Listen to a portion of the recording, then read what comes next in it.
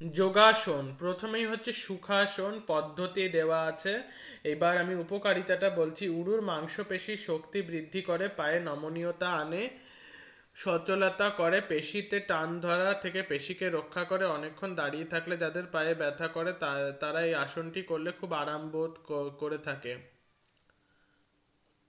গুপ্তাসন পদ্ধতি দেওয়া আছে, আমি উপকারিতাটা বলছি। পায়ের পেশির দুর্বলতা দূর করে এই আসন বিশেষ উপকারী। মন্ডুকাসন পদ্ধতি দেওয়া আছে, উপকারিতা। পায়ের মাংসপেশির ব্যথা, হাঁটুর ব্যথা হতে দেয় না, পায়ের পেশির দুর্বলতা দূর করে, গোড়ালির সচলতা বৃদ্ধি করে, পায়ে রক্ত চলাচল বৃদ্ধি করে, ফলে পায়ের পেশি মজবুত হয়। বজ্রাসনের মতো পেট টান টান থাকে বলে প্রাতক্রিয়াও ভালো হয়। যোগাসন গরুড়াসন পদ্ধতি দেওয়া আছে, উপকারিতা। হাত পায়ের মাংসপেশিকে শক্তিশালী করে, দাঁড়াবার ক্ষমতা বৃদ্ধি করে, মনোসংযোগ বাড়ায়। মনোসংযোগ বাড়ানোর ক্ষেত্রে আসনটি বেশ উপকার পাওয়া যায়।